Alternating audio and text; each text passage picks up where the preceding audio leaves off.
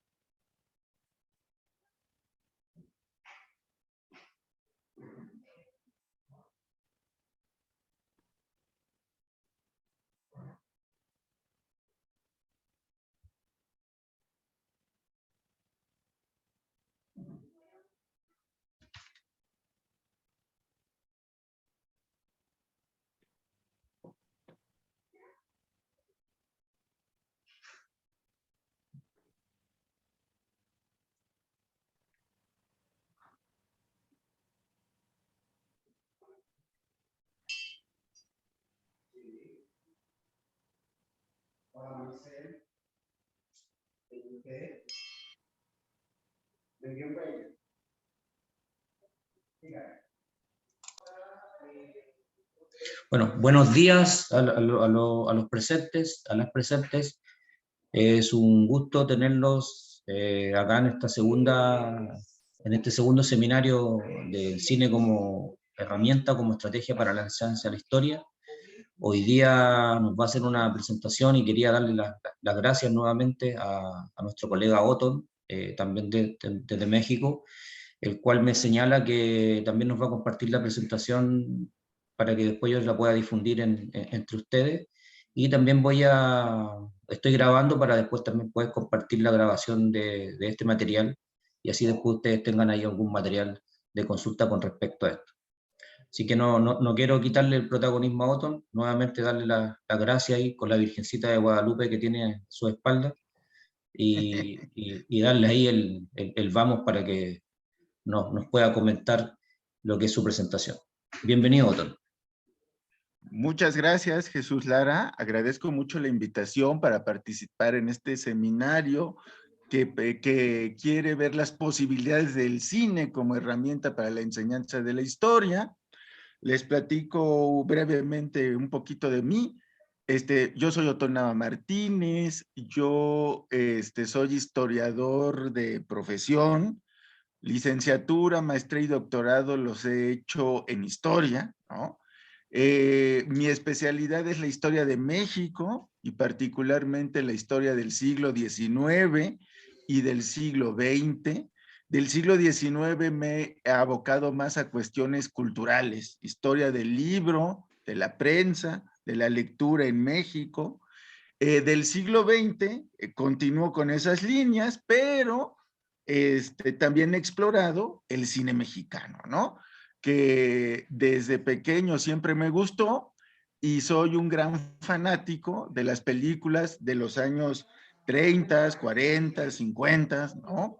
Y eso es lo que me ha llevado pues a hacer algunas lecturas con un colega que estuvo antes aquí en este seminario, Ángel Salgado.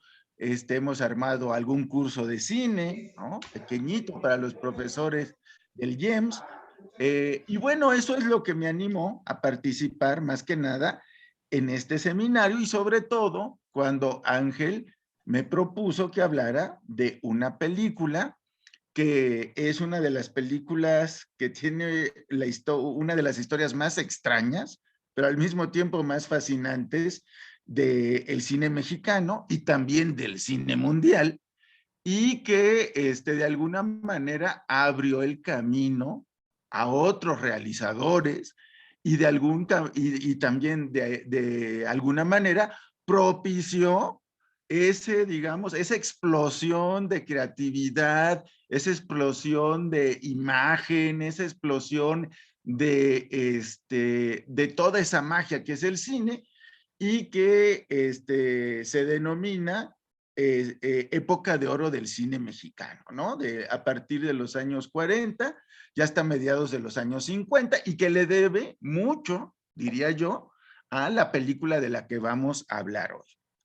El tema de la película que yo les voy a, digamos, explicar y al final proponer como una herramienta de explicación de la historia, se llama Que Viva México y es de el cineasta Sergei Eisenstein, ¿no?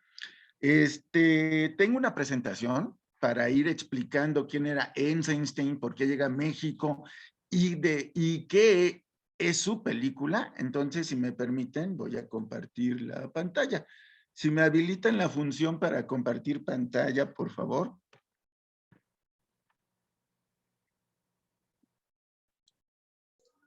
Listo. Gracias, Jesús. Permíteme entonces.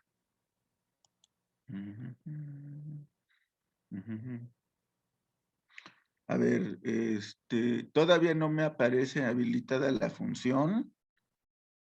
Nada más tengo chat, grabar, reacciones.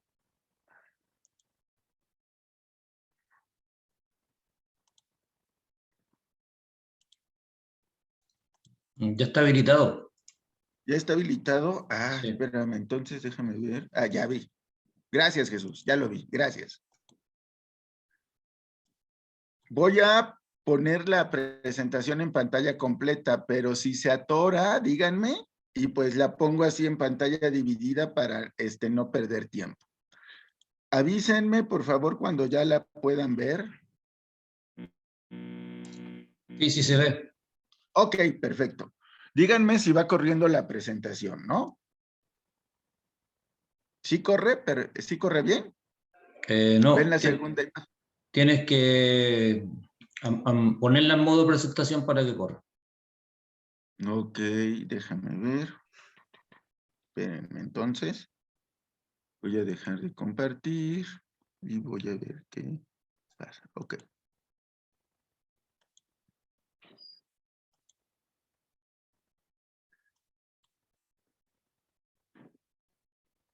Bueno, la película que vamos a ver, de la que vamos a hablar hoy se llama Que Viva México y es de la autoría de uno de los considerado a nivel mundial, uno de los mejores directores de la historia del cine, que es el soviético Sergei Eisenstein, ¿no?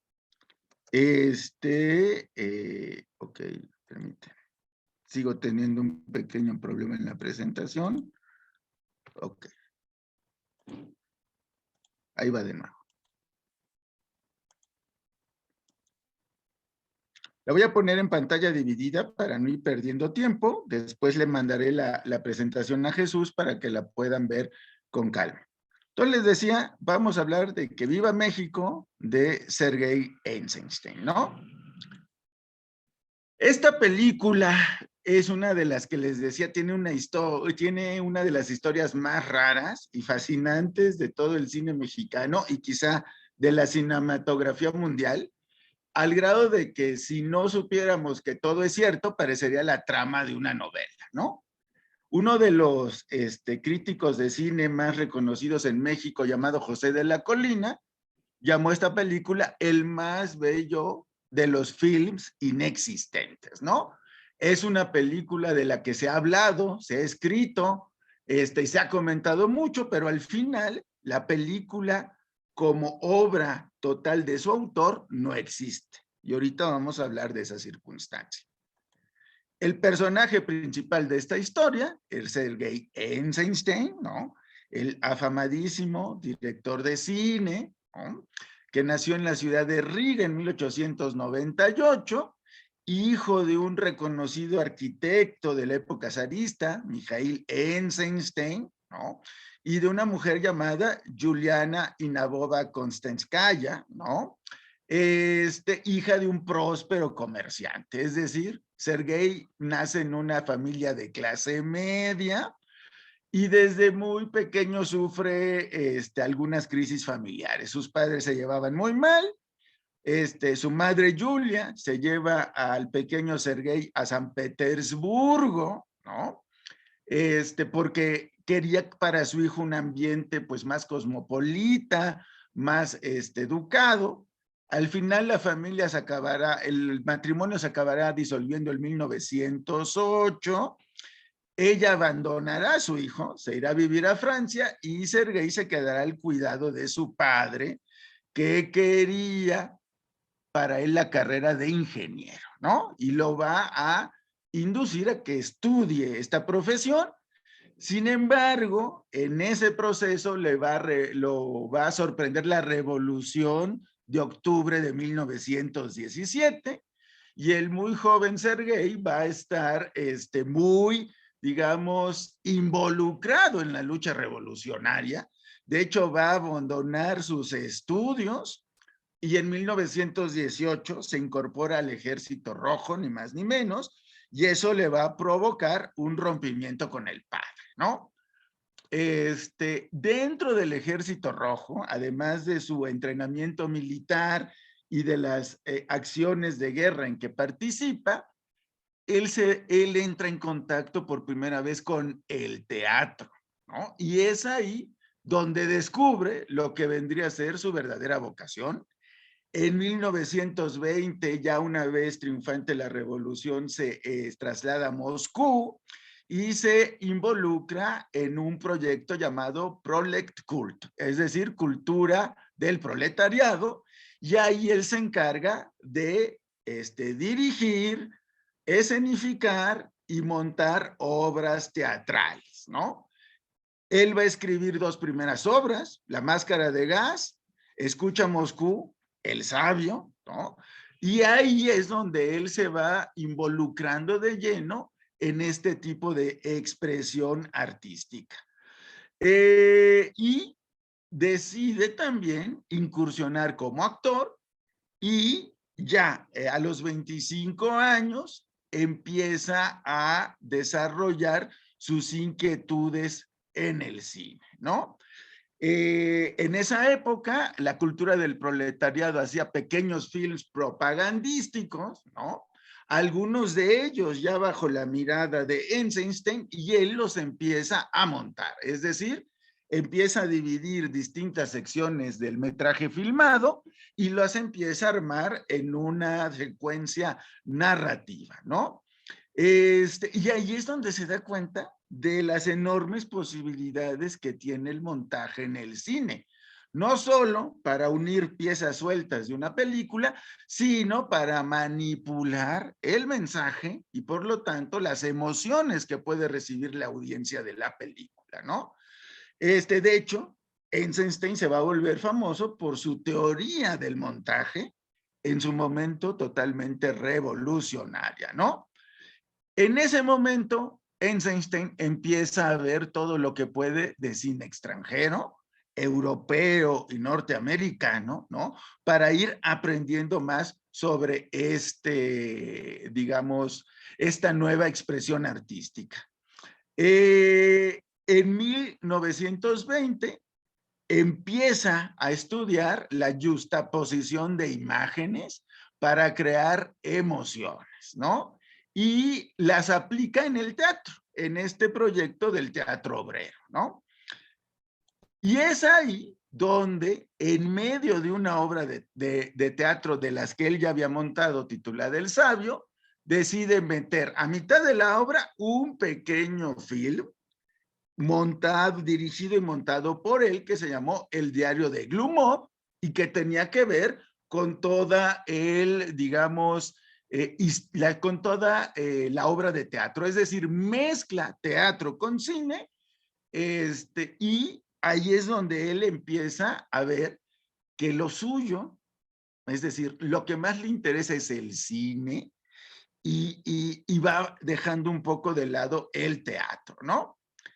En 1924 va a filmar su primer largometraje titulado La Huelga, en donde va a haber una secuencia muy famosa, en donde hay ganado que está siendo sacrificado en el matadero, y mientras va poniendo las escenas del rastro del sacrificio del ganado, también pone escenas de la represión zarista a a los obreros que se manifiestan en busca de mejores condiciones de vida, ¿no? En su momento esto impactó mucho en la Unión Soviética porque caía dentro de todo el mensaje ideológico y político que el nuevo Estado comunista quería dar al mundo, ¿no? Esta película al final no va a gustar mucho, hay algún problema con la censura soviética y van a confiscar todas las copias menos una que ya se había mandado al extranjero y que de hecho ganó un premio en la Exposición Mundial de París de 1925, ¿no? Y en esta película ya vemos ciertas características de Eisenstein que se van a repetir a lo largo de gran etapa de su carrera fílmica. Una muy importante y que tiene que ver con la película Que Viva México es la no utilización de actores profesionales, sino más bien tomar a gente del lugar donde va a filmar, obviamente darle un pequeño entrenamiento actoral, porque Eisenstein consideraba que la gente del lugar era la que mejor podía representar las escenas dramáticas de sus películas. Obviamente, en ya producciones posteriores, sí utilizará actores profesionales, pero gran parte de su cuerpo actoral es gente de la misma localidad en donde firma, ¿no? Y además, ya lo vemos, con un cine comprometido a exponer cuestiones amplias de la sociedad y quizás su tema preferido, el conflicto entre las clases sociales, ¿no? En 1925 es donde va a crear la obra que le ganará su lugar en la historia del cine mundial, que es El acorazado Potemkin, ¿no?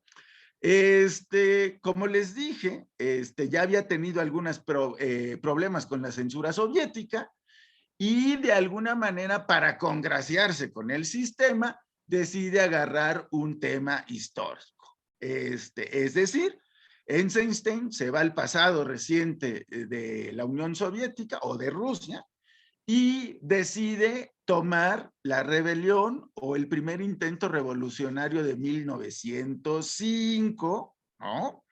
Que tiene lugar en la ciudad de Odessa y que por título general le pone El acorazado Potemkin, ¿no? Al principio, el tema de la película era la huelga obrera, que va a desembocar una enorme crisis y luego una rebelión brutal, ¿no? Pero por circunstancias climáticas y de burocracia no puede filmar las escenas de la huelga y para no perder tiempo decide filmar una escena que iba a ser secundaria y que acabará siendo el tema de la película, ¿no? Que es el motín del acorazado Potemkin. Cuando llega a Odessa, todavía puede hablar con varios testigos de los hechos, ¿no? Sobrevivientes de este intento de represión y le dan la idea del argumento. Visita la ciudad, escoge sus locaciones y con muy pocos medios materiales, ¿no? Logra construir una gran película en un tiempo relativamente corto. Aquí en esta imagen vemos a Eisenstein, aquí sentado, dirigiendo la filmación justo en el puerto de la ciudad de Odessa. Y es así que se crea esta película considerada entre las 10 mejores de la historia del cine, ¿no? Narra un acontecimiento ocurrido el 26 de junio de 1905, en que los marinos de un barco acorazado ruso, un barco militar, se ponen en huelga, protestando por las malas condiciones de vida que tenían. Eso crea un movimiento de simpatía general del pueblo de la ciudad de Odessa y hacen una manifestación de apoyo para los marineros en huelga. El resultado fue que el ejército zarista reprimió la manifestación de apoyo de la población de manera brutal. Fue una masacre. Y en respuesta, cuando los marineros vieron lo que estaba haciendo el ejército, bombardearon hacia los cuarteles del ejército zarista, y esto se toma como el primer gran antecedente de la Revolución Rusa, ¿no? De hecho, se le llama o se le llamaba en la historia oficial soviética, la fallida revolución de 1905, ¿no? Eisenstein la empieza como una serie de pequeñas, digamos, historias que al final se van a entrelazar en un movimiento general de rebelión contra la opresión. Aquí las vemos: Hombres y gusanos, Drama en la cubierta, el muerto clama, La escalera de Odessa y El encuentro con la escuadra. De toda la película, La escalera de Odessa es la secuencia más famosa. La escalera de Odessa es una escalera, como pueden ver, monumental, que une el puerto con la ciudad vieja. Y hoy día, tanto por su historia como por haber sido la locación de esta famosa película, es una atracción turística en la ciudad, ¿no? Eisenstein va a montar cámaras bastante extendidas, va a buscar tener un acopio de 170 planos para filmar la escena de represión hacia el pueblo, ¿no? Es una secuencia corta, de 6 minutos, pero con una carga emocional, simbólica, tremenda, ¿no? Además, Eisenstein utiliza la fotografía de manera magistral para emocionarnos y para generarnos ese sentimiento de miedo, de impotencia y de indignación ante una represión injusta, ¿no? En la secuencia, el ejército zarista va bajando por la escalera para encontrarse con los manifestantes que están en la parte baja de la misma y sin mediar palabra empiezan a disparar sobre la población, haciendo una masacre. Una de las secuencias más terribles es cuando una bala mata a un pequeño niño que va acompañado de su madre, y la madre, en un dejo de desesperación y de indignación, carga el cuerpo de su hijo y camina hacia los soldados, increpándolos y enfrentándolos, ¿no? Para finalmente ella también ser asesinada. Hay otra secuencia famosísima, muy utilizada y homenajeada por directores a lo largo de las décadas, que es la de una madre que muere y al momento de morir, sin querer, empuja la carriola en donde va su niño, un niño muy pequeño, y la carriola va cayendo sin control por la escalera para finalmente volcarse, ¿no?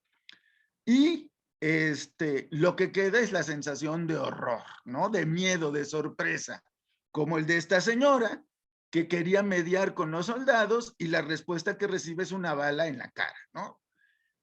Obviamente esta película causó un enorme impacto y eso le ganó a Eisenstein un lugar no solo dentro del, consolidó su lugar, no solo dentro de la cinematografía soviética, sino a nivel mundial, porque esta película impactó en todos los lados donde fue presentada y le dio a Eisenstein su grado de teórico del cine, porque todos querían saber cómo había logrado esas escenas de enorme impacto y fuerza, y él explicó que lo había hecho a partir del detalle en el montaje, ¿no? Como les he dicho, Eisenstein se va a distinguir por ser el pionero en el uso y en entender las capacidades de un adecuado montaje fílmico para poder elevar la película a alturas insospechadas, ¿no? Era famoso Eisenstein porque después de las filmaciones se pasaba semanas enteras en el cuarto de montaje haciendo lo que vemos en la foto, revisando y escogiendo muy cuidadosamente cuál iba a ser la secuencia de las escenas, ¿no? Eisenstein creía que esta edición y montaje de la película podía, digamos, establecer un vínculo potente entre las imágenes, podía crear una colisión, podía pasarte de un momento tranquilo a uno de gran tensión, de un momento de gran paz y armonía a uno de gran violencia, y esto podía generar enormes emociones en el espectador, ¿no? Y crear potentes metáforas cinematográficas, ¿no? Y por eso desarrolla toda una teoría de los métodos de montaje. De hecho, sus textos van a circular por todo el mundo. La editorial Siglo XXI, de hecho, tiene 2 libros teóricos de Eisenstein que se centran en el montaje fílmico, ¿no?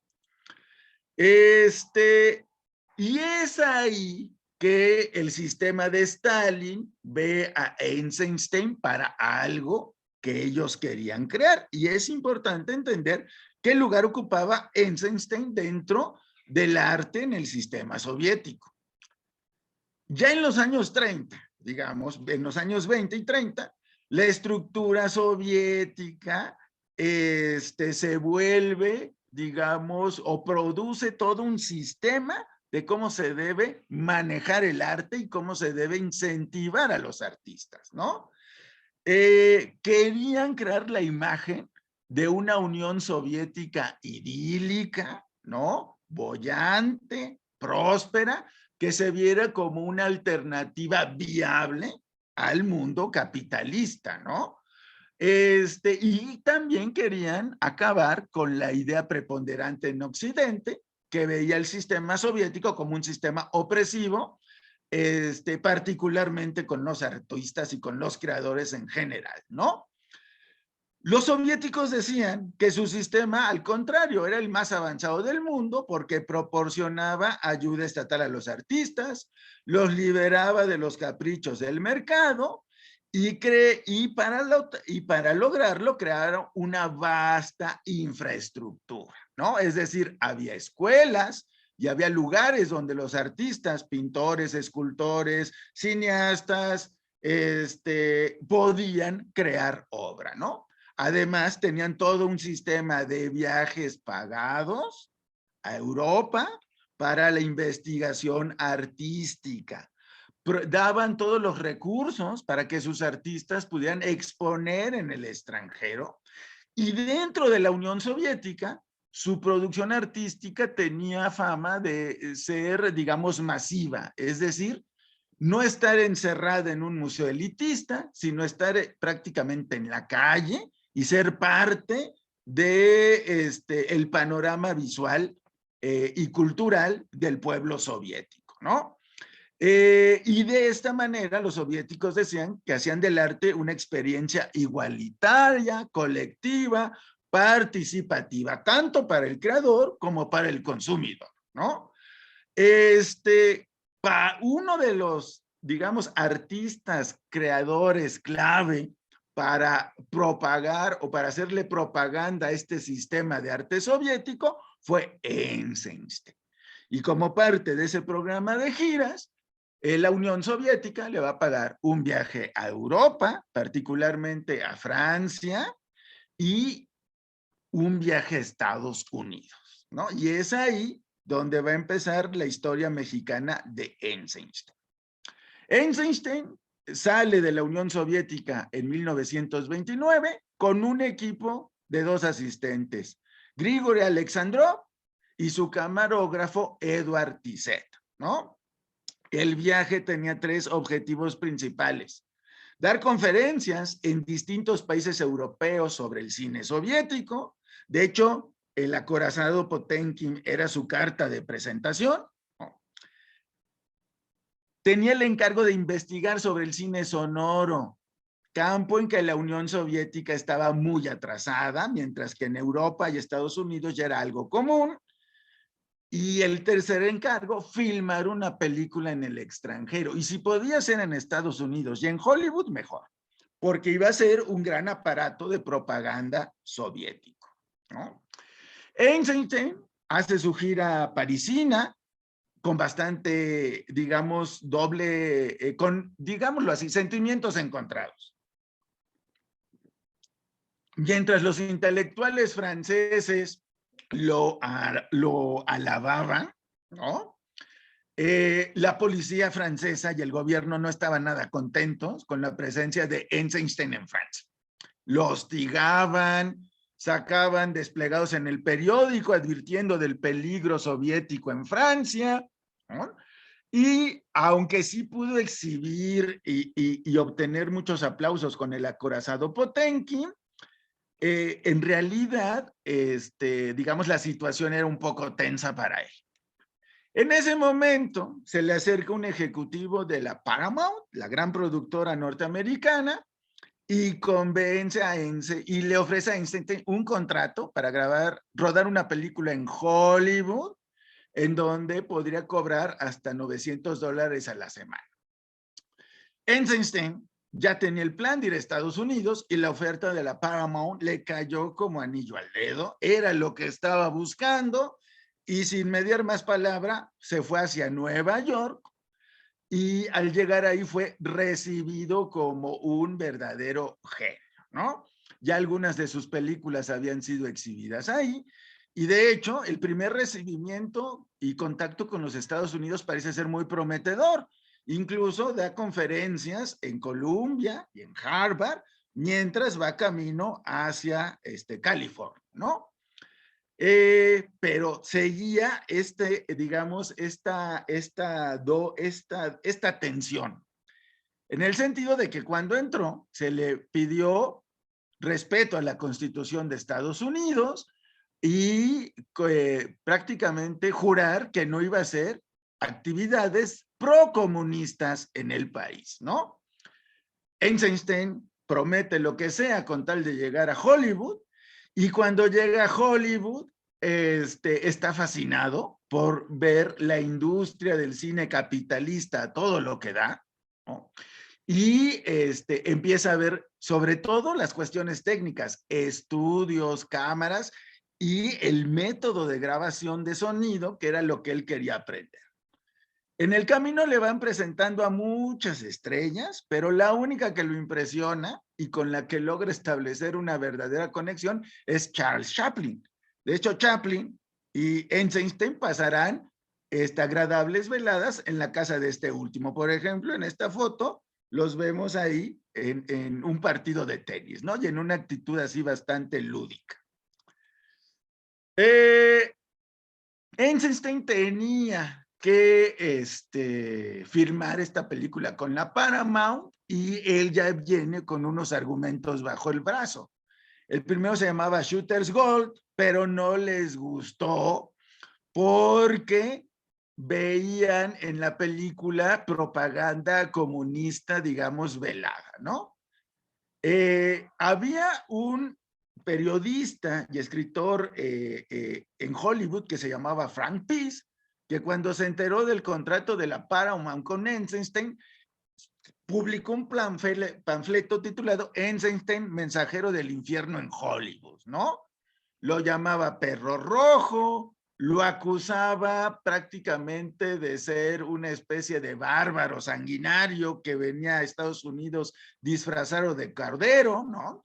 Incluso le achacaba todos los actos de violencia de la revolución bolchevique. O sea, era un panfleto totalmente excedido, totalmente calumnioso, pero que caló hondo en cierta parte de la sociedad hollywoodense, ¿no? Como el primer argumento le fue rechazado, le propusieron a Einstein, la Paramount le ofreció a su vez un argumento, se llamaba Una tragedia americana, ¿no? Basada en una obra de un escritor llamado Theodore Dreiser, escritor norteamericano, que se trataba de un juicio por asesinato, un obrero que mata a un patrón, pero tampoco pudo pasar porque ya un comité, el Comité Fish, que era el antecedente del Comité de Actividades Antiamericanas, había ya catalogado esa novela, La tragedia americana, como una novela de tintes comunistas, no apta para el público norteamericano. Si la novela no pasaba, una película basada en la novela, menos, ¿no? Al ver la enorme oposición de ciertos sectores sociales y del gobierno a la presencia de Einstein en Estados Unidos, la Paramount rompe el contrato y meten a Einstein en un gran problema porque estaba varado en Estados Unidos, ya no tenía dinero porque lo que le había dado la Unión Soviética ya se había acabado y no tenía posibilidades de hacer nada en Estados Unidos, ¿no?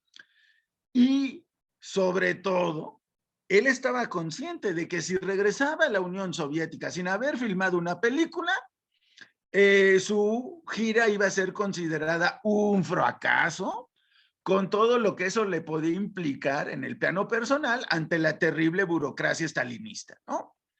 Se acerca a su amigo Chaplin y le propone que él sea el productor de una película y ya que no la puede hacer en Estados Unidos, le dice, hagámosla en México. Pues total, está aquí al lado, ¿no? Chaplin no quiere ser el productor de la película, pero lo va a poner en contacto con otro personaje principal en esta historia, que es el escritor norteamericano Upton Sinclair. Upton Sinclair era un hombre de ideas socialistas y había iniciado su carrera como novelista en 1904 con una novela titulada La Jungla, en donde hablaba de la crueldad de los rastros contra los animales, principalmente ganado vacuno y porcino. Denunciaba las malas condiciones de trabajo y las condiciones insalubres en que se manejaba la carne, ¿no?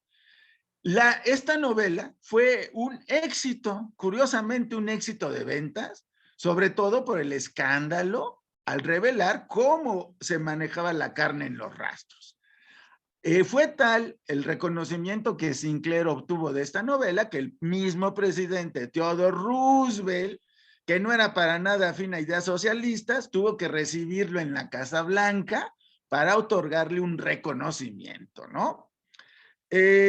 Gracias a este, digamos, boom, Sinclair se vuelve un novelista afamado en este momento y eso le hace tener ambiciones políticas. En 1926 ya se había lanzado para una primera candidatura a la gobernatura de California, misma que no ganó, y en 1930 ya estaba pensando en hacerlo nuevamente, pero quería, digamos, prepararse mejor para lograr el objetivo. He aquí una fotografía de Upton Sinclair para que lo ubique, ¿no? Chaplin presenta a Eisenstein con Sinclair y ahora sí empiezan a hablar sobre la posibilidad de hacer una película en México. Sinclair estaba fascinado, o sea, por sus inclinaciones socialistas y por el peso del nombre de Eisenstein, estaba verdaderamente fascinado con la posibilidad de ayudarlo a hacer una película. Y convence a su esposa, una mujer muy adinerada, Mary Kimbrough Sinclair, para que sea la productora, digamos, la que aporte el dinero para la película. En octubre de 1931 firman un contrato que establecía que la señora Sinclair daría el dinero para la película y que Eisenstein se comprometía a dirigir la realización, pero aquí hubo un malentendido fatal que va a sellar el destino de la película. Para Eisenstein dirigir implicaba el montaje de la película. No solo era el acto del director tras la cámara, sino estar en el cuarto de montaje y hacer la edición final del film. Pero en el sistema norteamericano eso no existía. En Hollywood, el trabajo del director acababa cuando filmaba la última escena y rara vez tenía acceso al cuarto de edición de la película. Eso ya era asunto de la productora, ¿no? Eisenstein, al parecer, no estaba muy enterado de este sistema de trabajo norteamericano y por lo tanto no cuidó que hubiera un párrafo claro sobre quién haría la edición y montaje de la película, ¿no? Con este malentendido, Eisenstein firma el contrato e inicia su viaje y empieza a preparar su viaje a México. Y de pronto se da cuenta de algo, que no tiene idea de lo que quiere hacer en México. No tiene la más remota idea de qué filmar.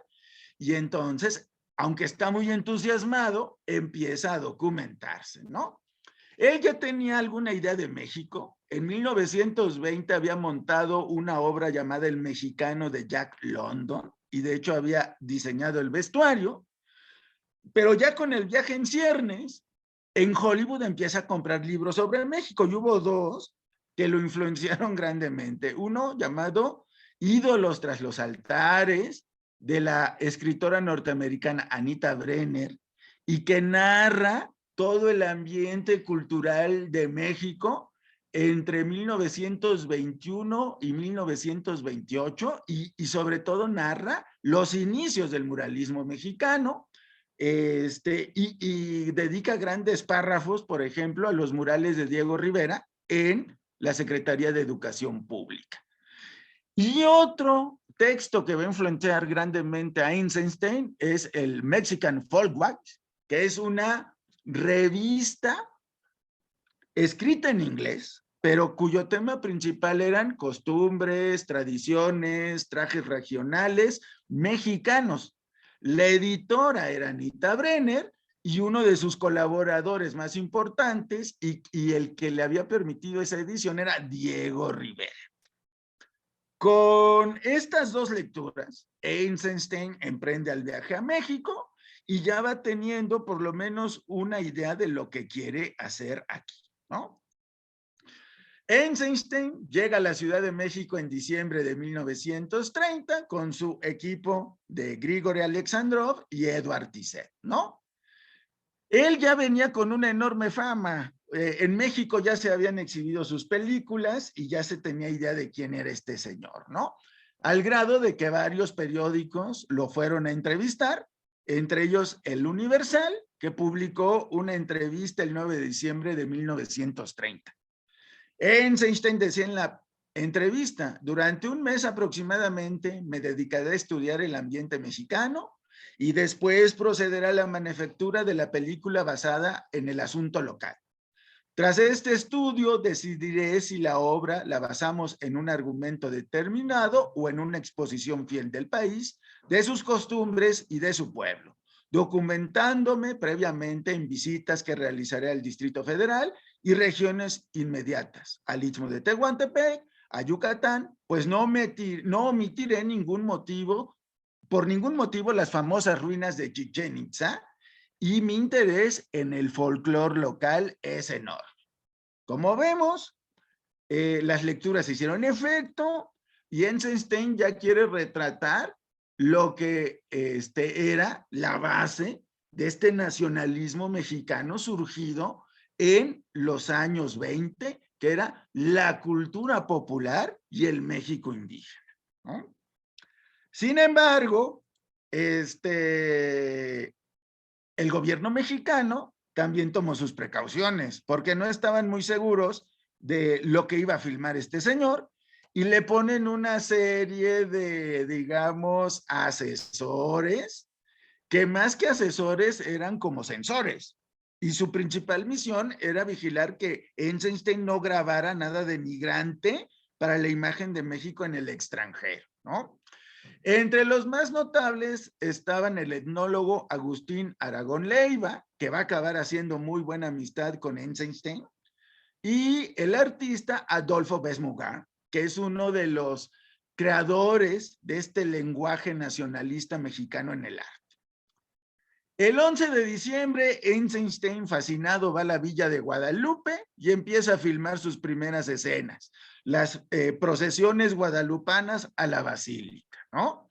Y digamos que es ahí donde empieza a construirse el film. Pero el gusto le dura poco, porque el 20 de diciembre la policía lo arresta y lo meten a la cárcel junto con Alexandrov y Tizet. Nunca se supo bien cuál era el motivo del arresto, porque en realidad nunca lo acusaron de nada. Pero Aurelio de los Reyes, uno de los grandes estudiosos del cine mexicano, dice que fue porque llegó un telegrama misterioso de Estados Unidos en donde alertaban al gobierno mexicano de que Eisenstein era un agente del comunismo internacional y lo que quería era desestabilizar al país, ¿no? Otra teoría dice que lo arrestaron porque Adolfo Besmugar lo acusó de estar grabando imágenes de migrantes para el país. ¿A qué se refería con imágenes de migrantes? Nadie lo sabe bien, pero probablemente se refería a los indígenas pobres que llegaban a las procesiones guadalupanas y quizá esa manifestación viva de pobreza, pues no era lo que el gobierno mexicano quería reflejar para el extranjero, ¿no? El hecho es que el arresto de Eisenstein causó indignación, mucha gente se fue a quejar, y entre ellos Diego Rivera, y tal fue el enojo por este arresto que la actitud del gobierno cambió. Pasó de ser sospechoso de desestabilizar al país a huésped de honor. De hecho, el que le dio una gran acogida fue precisamente Diego Rivera, ¿no? Ok, así, Diego Rivera ya conocía a Eisenstein. Lo había visto en 1926 cuando Rivera fue por primera vez a la Unión Soviética en víspera de los festejos por la primera década de la Revolución Rusa, ¿no? Ya con este contacto y con la compañía de Rivera y su enorme, digamos, grupo de amigos, Eisenstein ya puede informarse mejor del país, de sus condiciones, de qué regiones debe visitar, ¿no? Y pasó varios días conviviendo con Rivera, con Kahlo y, como les digo, con su grupo de amigos. Aquí los vemos en un paseo campestre ahí a las afueras de San Ángel. Y aquí los vemos en la casa que Diego y Frida tenían en Coyoacán, ¿no? Entonces vemos que sí fueron quizá pocos días, pero de charla muy intensa para que Eisenstein se pudiera situar. Y ahí es donde Eisenstein parece asimila las inquietudes nacionalistas de estos intelectuales mexicanos y tiene un interés genuino por plasmarlos en la película, ¿no? Está muy entusiasmado, está muy excitado, todo lo que ve le gusta, pero todavía no tiene una idea clara de lo que quiere hacer, ¿no? Y entonces sigue haciendo lo que hizo al principio en la Villa de Guadalupe, filma imágenes aisladas sin todavía tener una idea de cómo van a formar parte de esta película, ¿no? Pero Rivera empieza a viajar y va a haber un hecho trágico que le va a ayudar a salir de la Ciudad de México y a involucrarse con sus regiones, que es que el 18 de enero de 1931 ocurre un enorme sismo en Oaxaca, ¿no? Eisenstein viaja a Oaxaca el 20 de enero, va a filmar y va a hacer un pequeño como noticiero de 11 minutos que va a titular Desastre en Oaxaca. Se lo va a mandar a Upton Sinclair, y Sinclair lo va a comercializar en Estados Unidos como la primera visión del terremoto en Oaxaca. Y efectivamente, Eisenstein recorre la ciudad, ve los efectos del terremoto en la misma y todavía logra crear imágenes de enorme fuerza plástica, por ejemplo, el techo de la iglesia derruida con el ángel, ¿no? Que quedó milagrosamente en su lugar. A partir de aquí, Eisenstein empieza sus viajes. Primero se va a una región cercana, el Istmo de Tehuantepec, después se va a Yucatán, y ahí es donde entra en contacto pues con las regiones indígenas, con su cultura, con sus tradiciones, con su enorme fuerza cultural, pero todavía Eisenstein no acaba de aterrizar su película. Todavía es un proyecto, digamos, un poco como turístico, folclórico, de inquietudes nacionalistas, pero le falta el peso al argumento, ¿no? Sin embargo, hace unas tomas increíbles de la población, de las ruinas arqueológicas, ¿no? Y va tomando cuerpo, va formando más bien un cuerpo de imágenes increíble.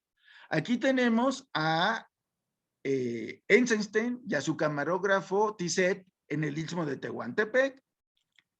Aquí los tenemos en las ruinas mayas de Chichén Itzá, ¿no? Y aquí los vemos filmando algunas secuencias entre los campos enequeneros de Yucatán. Es decir, la producción iba y Eisenstein filmaba, pero la película todavía no tiene argumento. Aprovecha para divertirse él estaba fascinado con los enormes contrastes geográficos, culturales, del país, y aprovecha todo momento que puede para tomarse fotos. Aquí con este enorme cactus, aquí con un Cristo desvencijado en una iglesia oaxaqueña, y obviamente muy impresionado por cosas como el Día de Muertos, ¿no? Esa relación del mexicano con la muerte. Sinclair se estaba poniendo muy nervioso porque él es el que da el dinero para la película y no ve claro a dónde va esta película y si algún día se va a terminar. Y entonces Eisenstein le escribe una carta muy curiosa en donde le dice, usted conciba la película como un zarape. El zarape es una prenda típica de las regiones indígenas de México, es una especie de cobija portátil para cubrirse de los elementos y tiene como características más notables este diseño a base de rayas, ¿no? Y a Eisenstein el zarape lo había impactado enormemente porque lo había visto en varias regiones de México. Él le escribe a Sinclair, ¿usted sabe lo que es un zarape? Dice, un zarape es una manta lisa que lleva el indio mexicano, el charro mexicano, todos los mexicanos en una palabra. Y el zarape podría ser el símbolo de México. Igualmente, listadas y de violentos contrastes son las culturas de México que marchan juntas y al mismo tiempo media un abismo entre ellas. Así como las listadas de un zarape unidas pero separadas, Eisenstein propone construir una película de 6 episodios que se suceden de diferente carácter, con diferentes gentes, en diferentes ambientes, pero unidas por la trama que es representar el espíritu y carácter mexicanos. Y a esa película es la primera vez que la llama Que Viva México, ¿no? Entonces, veamos, Eisenstein ya decidió hacer una película sin un argumento central, sino por episodios separados que retraten cada una de las regiones de México que él ha visitado, ¿no? Y aquí vemos a Eisenstein posando como revolucionario con su zarape al hombro, ¿no? ¿Cuál es la estructura primigenia que propone Eisenstein? Un prólogo, y luego propone 4 novelas, Sandunga, Maguey, Fiesta y Soldadera, ¿no? El prólogo sería sobre el México indígena, Sandunga trataría sobre el istmo de Tehuantepec, Maguey sobre la región de los llanos de Apan en Hidalgo, una hacienda magueyera, Fiesta se trataría de la fiesta de los toros, las corridas de toros, Soldadera sería un homenaje a la mujer revolucionaria mexicana, y quedaba pendiente el aspecto de la fiesta del Día de Muertos, pero por lo menos parece que ya tiene una idea de lo que quiere hacer. Sin embargo, Eisenstein nunca pudo concentrarse, centrarse, delimitarse. Llegó a rodar 60,000 metros de película en un año. O sea, es una barbaridad. ¿Cómo vas a armar una película de 2 horas o de 3 horas con 60,000 metros? Es una obra titánica que quizás solo él podía realizar, ¿no? Además de Oaxaca, Yucatán, estuvo en la Ciudad de México, en Hidalgo y en Puebla, ¿no? Pero los meses avanzaban y de la película nada, ¿no? Es en Hidalgo donde va a filmar el episodio titulado Maguey, en donde la película adquiere el carácter que le faltaba hasta este momento, ¿no? Y es ahí donde Eisenstein consigue una película más profunda y que verdaderamente concuerde con lo que ha hecho antes, contenido social. Él va a filmar en una hacienda llamada Tetlalpayac, que es una hacienda pulquera, ¿no? Y ahí se da cuenta de que los campesinos mexicanos viven como a principios del siglo XX, antes de la Revolución Mexicana, en condiciones de gran pobreza, marginación, sometidos a los dueños de la tierra, ¿no? Que siguen siendo hacendados y que siguen manejando sus propiedades con muy pocos cambios. Parece que la revolución no ha pasado por ahí, ¿no? Y es ahí donde Eisenstein ve por primera vez el conflicto de clases en México, persistente a pesar de la revolución y contradictorio totalmente al discurso oficial que decía que en México eso ya no existía.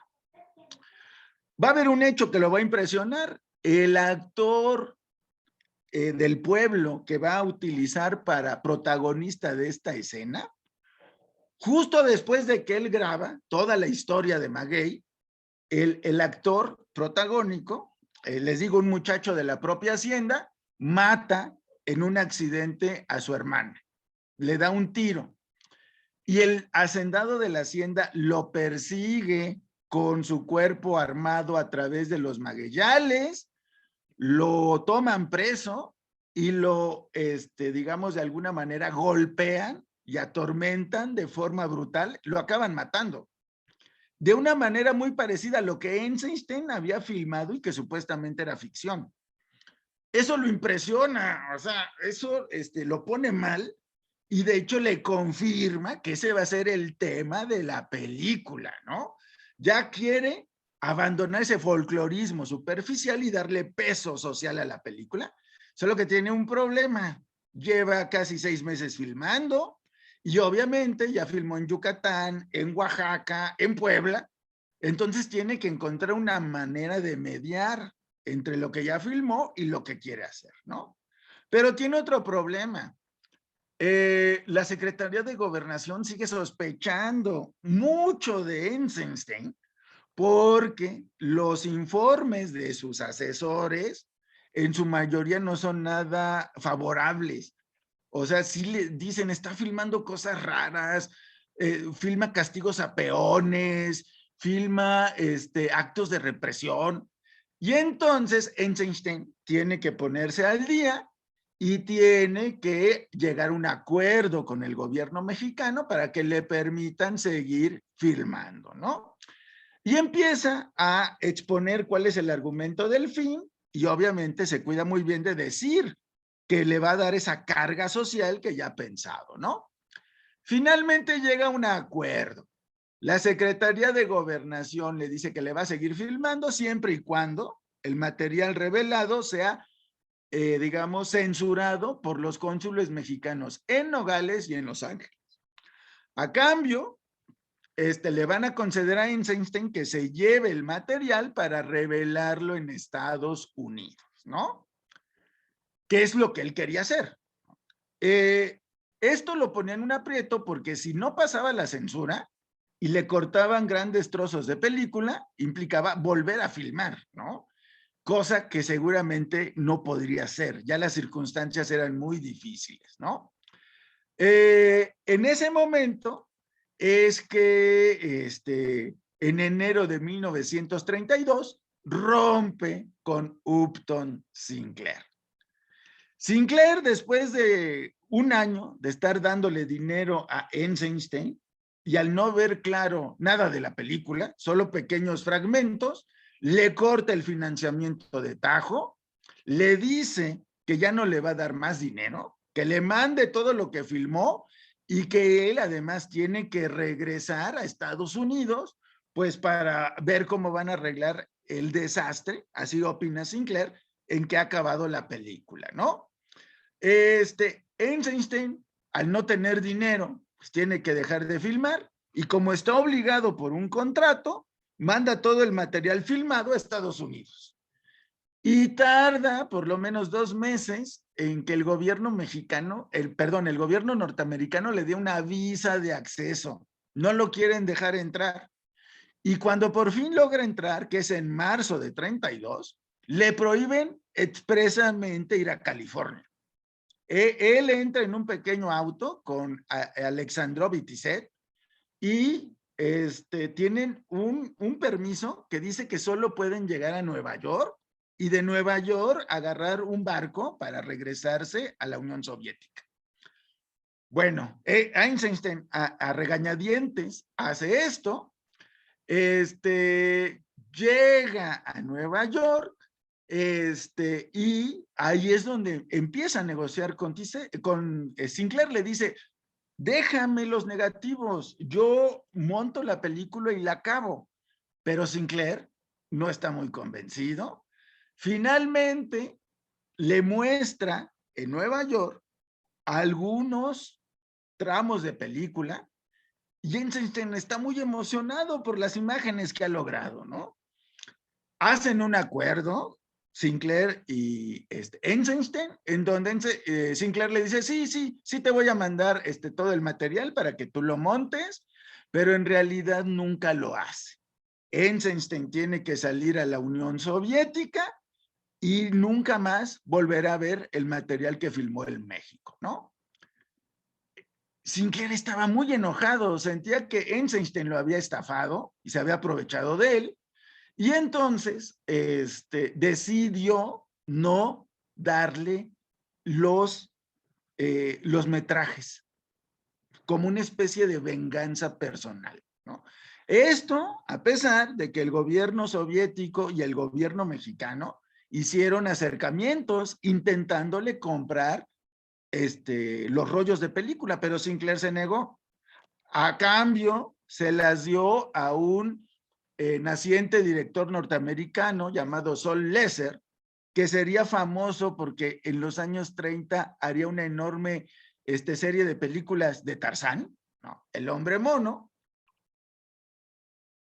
Ya él le encargó, pues, que hiciera el montaje de la película y que rescatara, pues, algo a partir de lo que, la estructura que Eisenstein había establecido. Y le urgía a Sinclair porque en el 32 se quería lanzar nuevamente para gobernador de California. Obviamente pierde y la película no tuvo mayor impacto. A digamos, montaje se le va a conocer como Trueno sobre México. Va a empezar a circular muy restringidamente en 1933 y después se harán otros montajes que tendrán títulos como Tiempo al Sol, Fiesta de los Muertos, pero todos con muy escaso éxito y reconocimiento, ¿no? Sinclair acabó muy amargado y en escritos periodísticos y demás se quejó amargamente y le echó la culpa a Eisenstein y a la Unión Soviética de que la película hubiera sido un fiasco, ¿no? Eisenstein parece que en la Unión Soviética vio alguno de estos montajes y le dio una enorme tristeza ver las imágenes que él había construido, pero montadas por una mano ajena que no estaba ni cerca de lo que él hubiera hecho si hubiera tenido acceso a esos materiales, ¿no? Debió haber sido muy difícil que el gran genio y teórico del montaje tuviera que ver las escenas que él había filmado en un totalmente mediocre y ajeno a él, ¿no? Y de alguna manera, las imágenes perdieron su sentido, su ritmo, su forma, ¿no? ¿Qué pasó con Eisenstein después de México? Pues regresó a la Unión Soviética y efectivamente su viaje se consideró un fracaso. Tuvo varios problemas con la burocracia estalinista que lo estuvieron bloqueando durante algunos años, pero en 1938 se recuperaría al filmar Alexander Nevsky y ya en los años 40 se consolidaría como el gran director de cine soviético con Iván el Terrible, ¿no? De hecho, Iván el Terrible, a pesar de la fama y reconocimiento de Eisenstein, también sufriría censura. No, nunca se le pudo ver completa, sino ya hasta bien entrados los años 80. A pesar de todo, Eisenstein que siempre conservó una pequeña esperanza de poder terminar Que Viva México. En 1947 publicó en una revista soviética el guión que él había planeado para la película.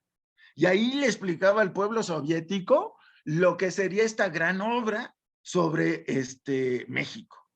Pero pues el destino tenía planeado otra cosa en 1948, Eisenstein sufrió una hemorragia cerebral y un infarto, muriendo a los 50 años de edad, y de ese modo la película quedaría para siempre inconclusa, ¿no? En realidad fue un fracaso. En opinión de José de la Colina, y voy a leer, dice esto: Que viva México, film realizado por un artista revolucionario, es la primera obra maestra del cine mexicano, aún en esa dispersión de imágenes que impide su existencia, pero existe como una constelación deslumbrante que ignora el dibujo que debía formar.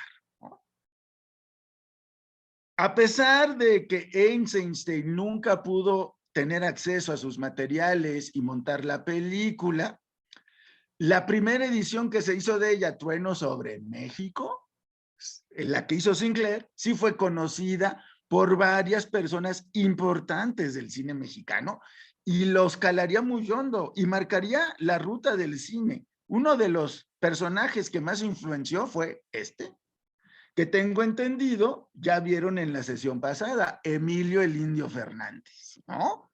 El autor de la película que vieron en la sesión pasada, ¿no? Río Escondido. ¿Qué dice el Indio Fernández de Eisenstein? Este es un testimonio de él y habla de cuando vio por primera vez Trueno sobre México. Dice: yo había sido invitado a ver una película que habían hecho en México, Trueno sobre México. El que me invitó me dijo que todavía no estaba terminada y que la íbamos a ver sin autorización, así que no teníamos que comentar. Por aquellos días muchos pensábamos que solo en Europa o en Hollywood se hacía cine. No sabíamos que también en México ya se estaba haciendo. Yo me impresioné mucho, me emocioné mucho. Yo no sabía que el cine podía ser algo tan grandioso, tan bello. Además vi México y eso fue emocionante. Me dije que yo tenía que hacer cine mexicano. Así que tomé esa decisión ese día viendo el trabajo incompleto de Sergio Eisenstein. Como ven, a través de Emilio Indio Fernández y del equipo extraordinario de trabajo que formó con Magdaleno, guionista, Figueroa, camarógrafo, y ese cuadro de actores extraordinario con los que pudo trabajar, marcaría la ruta de esta llamada época de oro del cine mexicano, y es el propio Indio Fernández que reconoce que eso es una deuda artística con Eisenstein. Porque la idea de hacer esas películas con esas imágenes sorprendentes y teniendo como protagonista al paisaje y al pueblo mexicano, le vinieron de las imágenes de Eisenstein, ¿no? ¿Qué pasó? Entonces, cuando nos acercamos a ver que viva México, ¿qué es lo que estamos viendo? Upton Sinclair murió en 1968. Sus herederos por fin le vendieron a la Unión Soviética el material filmado por Eisenstein en 1978. El Estado soviético los puso en manos del único sobreviviente de esa aventura mexicana, que era el asistente personal de Eisenstein, Grigori Alexandrov. ¿No? Y a partir de los metrajes y del guión que Eisenstein había publicado y de los propios recuerdos de Alexandrov, él hizo el montaje que ahora podemos encontrar en plataformas como YouTube, de Que Viva México, y se considera el más aproximado y el más fiel a lo que Eisenstein hubiera realizado, ¿no? Y es así que en el 78 se empezó a mostrar este nuevo montaje del material de Eisenstein con una presentación de Grigori Alexandrov, en donde explica pues todas las circunstancias que brevemente les he relatado alrededor de esta película, ¿no? ¿Cómo la estructuró Alexandrov? Un prólogo dedicado al México prehispánico, el episodio Sandunga, que habla de los preparativos de una boda indígena en el Istmo de Tehuantepec, el episodio Fiesta, que tiene que ver con las corridas de toros, el episodio Maguey, que es la explotación de los peones campesinos en la hacienda de Tepetlayac. Soldadera, Alexandrovna dice que estaba planeada y tiene su argumento, pero ya no pudieron filmar nada de eso. Fue el momento en que Sinclair les cortó el financiamiento y Grigori agrega un epílogo que no estaba originalmente en la planeación de Eisenstein, y ahí pone todo el material que se firmó sobre el Día de Muertos, ¿no? Y el resultado es el rescate en una secuencia, si no original, pues por lo menos que respeta el espíritu y las intenciones del autor de la película. En el prólogo, Eisenstein tiene una narración en donde habla de la permanencia de lo indígena en México y de cómo los indígenas que él conoció en los años 30 tienen los mismos rostros de los monumentos prehispánicos de hace siglos, es decir, sigue siendo la misma gente, son sus descendientes, es la permanencia, es la fuerza cultural de México. Aquí unas anotaciones de Eisenstein sobre una de las tomas en donde se ven a los indígenas mayas yucatecos resaltando sus facciones, ¿no? En el epílogo Día de Muertos, aquí vemos a Eisenstein dirigiendo la toma, hace una, digamos, valoración de la idea de la muerte en la religión católica, ¿no? De ahí la presencia de estos frailes, de esta idea sombría, triste de la muerte y pues, de la gran promesa del cristianismo, que es la resurrección de la carne, ¿no? Y que él refleja a través de imágenes poderosas, ¿no? Las calaveras, los frailes en actitud rezante, ¿no? En este tono de reverencia hacia la muerte, y los contrasta vivamente con el tono festivo que el Día de Muertos tiene entre los mexicanos hoy día, ¿no? En donde se hacen juguetitos, se hacen verbenas populares, la gente se reúne en familia, van a los cementerios, montan ofrendas y hacen cosas tan extrañas como las calaveras de azúcar, ¿no? Un dulce, ¿no? Pero que es una manera increíble de relacionarse con la muerte, ¿no? Que deja de ser amarga y triste y se vuelve festiva y dulce, ¿no? El episodio Maguey. Este fue uno de los que más ocupó Sinclair para hacer Trueno sobre México y fue uno de los que más impresionó al Indio Fernández. Como ven, Eisenstein le da un lugar primordial al cielo y al paisaje, a la enorme planta Maguey, que es la que le da el título al episodio, y a la historia de amor de dos peones que en vísperas de su boda van a pedirle, digamos, anuencia al dueño de la hacienda, ¿no? Mientras preparan festivamente lo que va a ser su boda y la novia es abusada. El patrón tiene una fiesta, todos están muy borrachos y lo que debía ser una simple presentación y una ayuda simbólica para la boda se vuelve una tragedia porque uno de los invitados toma a la muchacha y la viola. Y después, para ocultar la violación, la deja encerrada en un cuarto. El novio, al no tener noticias de ella, se empieza a inquietar, entra, digamos, de manera furtiva a la hacienda y cuando se entera de lo que ha pasado, se indigna tanto que quiere quemar la hacienda. Regresa a su pueblo, les dice lo que ha pasado y varios de sus amigos van con la idea de asaltar y quemar la hacienda. Nada resulta bien, ellos finalmente van a ser perseguidos entre los magueyanes, van a ser aprehendidos y van a ser ejecutados de una manera bárbara porque los van a enterrar a nivel del cuello y les van a pasar los caballos por encima, ¿no?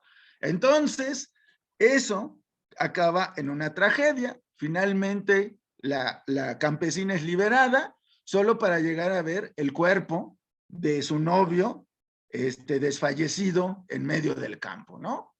Contrasta enormemente la belleza del paisaje, la luminosidad del cielo, con la tragedia humana, víctima de la injusticia y la ambición desmedida, ¿no? Entendemos por qué Eisenstein veía como el episodio principal que le daría la carga social a la película, ¿no? Como este es un ejercicio de el cine como herramienta de explicación histórica, dejo para el final el episodio Sandunga. Sandunga, como les dije, retrata una boda en el Istmo de Tehuantepec, ¿no?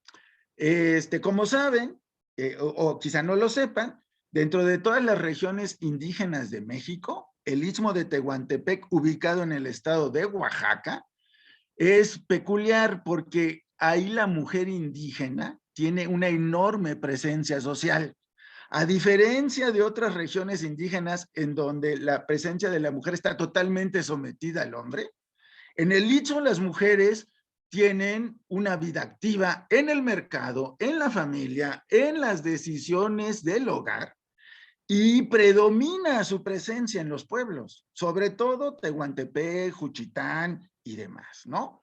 Eisenstein está fascinado con esta, digamos, presencia imponente de la mujer y decide centrar su idea en una mujer que se va a casar, ¿no? Nos la pone en un momento de ensoñación días antes de su boda y ella planeando lo que va a ser su vida una vez que esté casada, ¿no?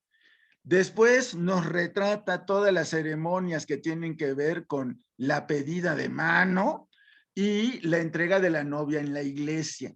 Y de manera muy interesante, retrata una procesión de indígenas zapotecas itzmeñas rumbo a la iglesia acompañando a la novia, ¿no?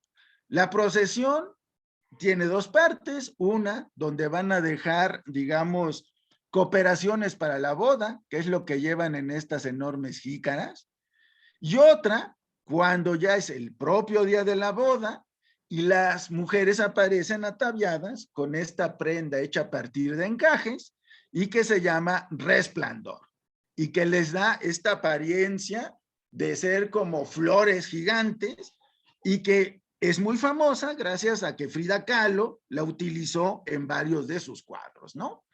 Y todo acaba en un baile, convite, alegre, ¿no? Porque ha nacido una nueva familia, ¿no?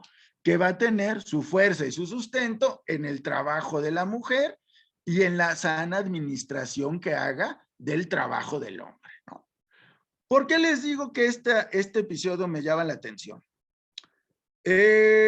Resulta que en 1991 el gobierno mexicano hizo una serie de documentales titulados El Camino de lo Sagrado.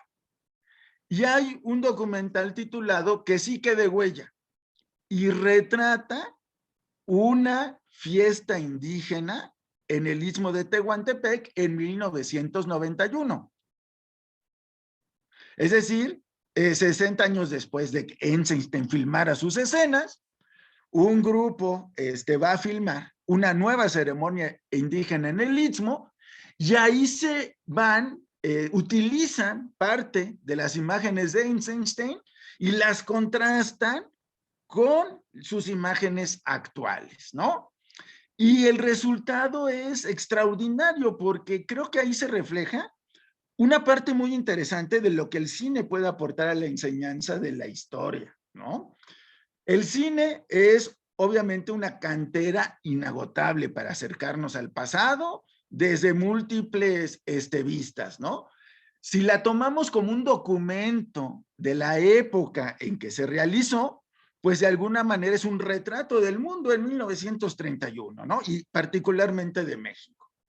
Si tomamos en cuenta las circunstancias de su creación, que aquí les he expuesto brevemente, pues vemos que la película tiene muchas, digamos, cargas políticas, culturales, ¿no? Ideológicas, que también la vuelven un testimonio del enfrentamiento, ¿no? De esa bipolaridad que ya se estaba apoderando del mundo. Pero de alguna manera, la película, y creo que esto puede ser muy interesante, sobre todo si nos acercamos a niños, adolescentes, ¿no? Y queremos que entiendan el valor de la película como herramienta histórica. El cine creo que es una herramienta fundamental para enseñarlos la manera en que fuimos y la manera en que seguimos siendo.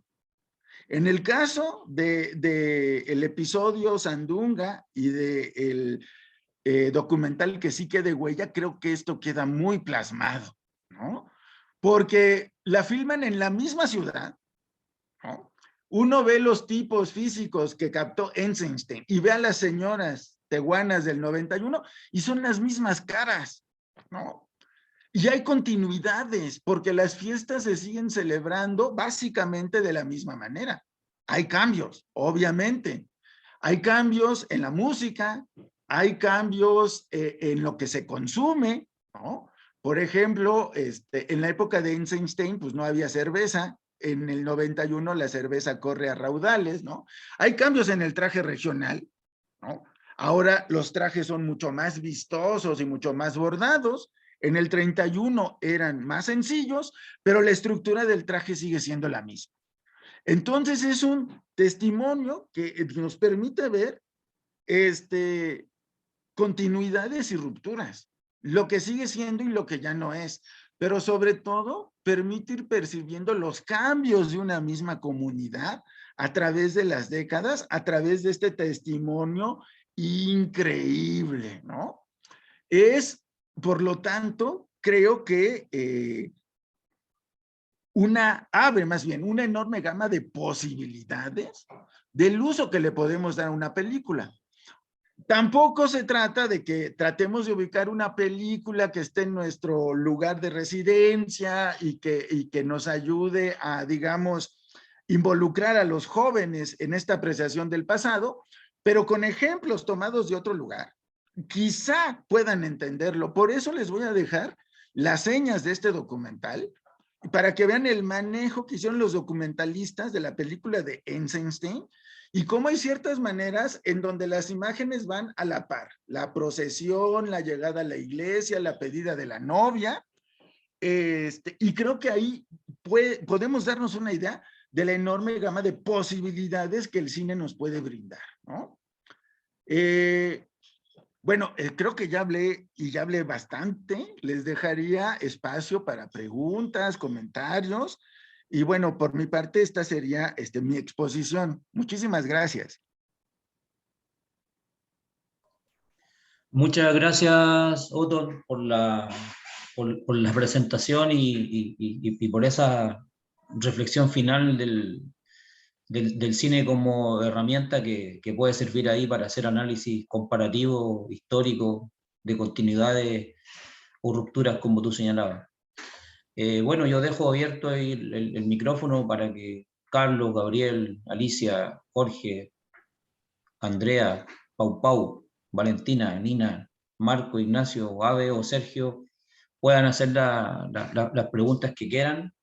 Ya de alguna manera pudieron visualizar ustedes que lo que llega a filmar este director ruso a México tiene todo un contexto previo, histórico, que lo explicó de forma bien acabada Otton, que sirve para de alguna manera entender cómo llega a filmar lo que filmó.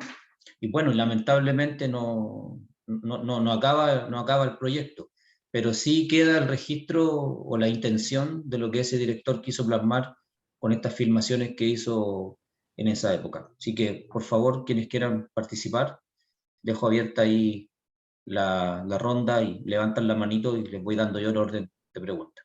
Gracias, Otón, te pasaste. Gracias a ustedes.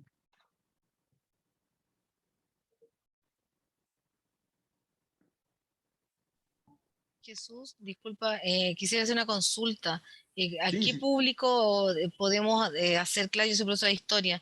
no estoy haciendo clases, pero tengo un rol en un colegio, entonces, ¿cómo lo puedo hacer para que los profesores puedan ver este tipo de cosas? ¿Cómo uno puede introducirlo? Porque al final, para mí la brecha es, en este caso, los profesores no son muy apegados a hacer este tipo de cosas, como que lo ven como una pérdida de tiempo. ¿Qué le diría usted a ellos para que yo pueda tratar en el colegio donde estoy de involucrar a los profesores de historia con los de lenguaje, porque yo creo que todo va vinculado, el cine tiene es un arte, todo está vinculado para mí, la historia, el arte, la literatura. ¿Cómo puedo involucrar a los profesores para que se convenzan de que de una u otra manera podemos hacer como un aprendizaje basado en este gran proyecto que es el cine? Es una pregunta muy interesante, gracias. Yo diría que la clase en el aula de manera tradicional, pues enfrenta grandes retos, porque ahora todos los jóvenes son digitales y están todo el día metidos en las redes sociales, en las plataformas que les puede brindar su teléfono, y es muy difícil captar su atención de maneras que ya no involucren todos estos medios digitales.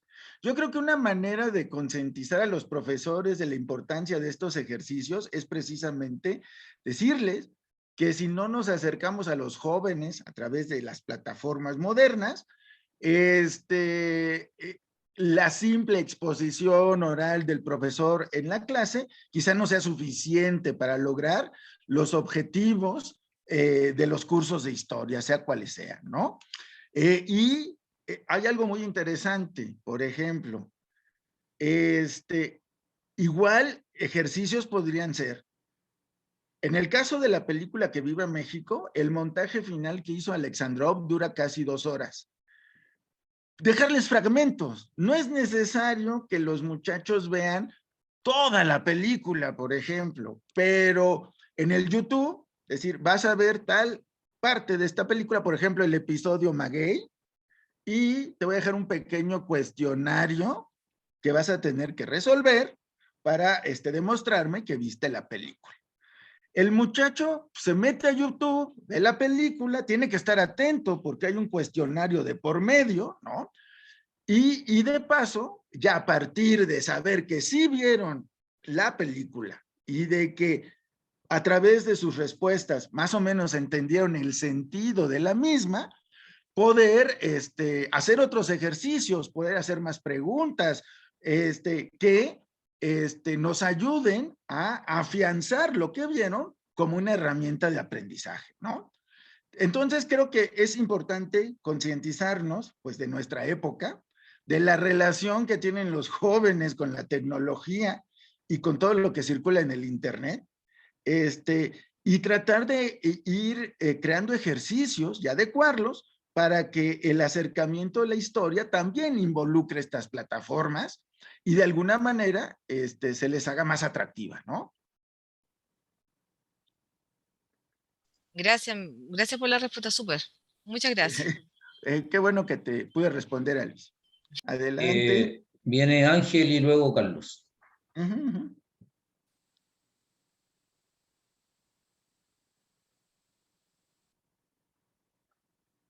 Gracias, Jesús. Bien, felicidades, Otón, por esta presentación que acabas de exponer. Me parece que, bueno, ya vemos ahí resumido en grandes rasgos, ¿verdad? Desde un gran contexto cómo se hizo la película y luego, bueno, un poco este ejercicio de cómo se podría utilizar para la enseñanza. A mí me gustaría preguntarte, amigo, sobre la cuestión de la utilización de imágenes, de ciertas secuencias, ¿no? Eh, es decir, mi pregunta va en el sentido de que si se tiene que usar el cine para ver en el aula, eso también causa a veces un debate, si es importante ver películas enteras o tenemos que estar viendo, como yo lo planteaba en la sesión pasada, quizás estar viendo imágenes, foto fija, utilizar secuencias, ¿verdad? Y utilizar también todos estos recursos de cómo se coloca la cámara, sobre introducir cuestiones ya más apegadas al lenguaje cinematográfico en la historia, que me parece que podría ser un recurso, ¿verdad? Que podríamos utilizar. ¿Tú qué piensas de eso? Nosotros damos clases en educación media a estudiantes de 15, 16, 17, 18 y más grandes, ¿no? Entonces, yo ahí sí lo pondría en duda esto de si es necesario ver una película entera y bueno, y ver tú qué piensas, si vemos mejor imágenes o vemos pequeñas secuencias, ¿verdad? ¿Tú qué piensas de esto, amigo? Muy interesante tu pregunta, Ángel. Mira, yo creo que debemos, repito, ante todo, estar o tratar de ponernos en la frecuencia de los jóvenes. Ahora, una de las plataformas más taquilleras que hay se llama TikTok y son videos cortísimos. Y creo que reflejan bien el tiempo en que los jóvenes adolescentes pueden estar concentrados. Si uno les va a poner una película de 2 horas, lo más probable es que después de los primeros 15 minutos ya estén haciendo otra cosa, ¿no? Entonces, así como poner una película completa para este rango de edad de alumnos, no lo consideraría adecuado. Pero yo creo que secuencias pueden funcionar muy bien y también fotos fijas dependiendo de lo que tú les quieras mostrar.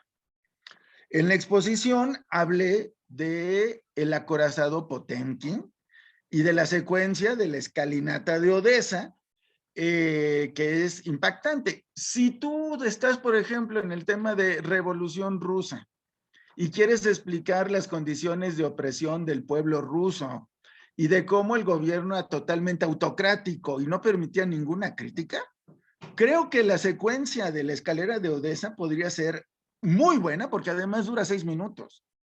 Y creo que ahí representas enormemente lo que es la represión violenta, lo que es un Estado que ya fuera de sí reprime mujeres, niños, ancianos, ¿no?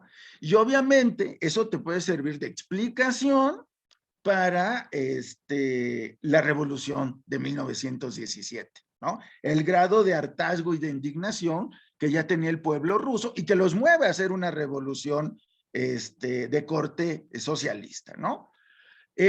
Yo por eso diría, quizá películas completas no, pero secuencias escogidas que complementen lo que tú les has estado explicando en el aula, creo que podrían ser muy efectivas, ¿no?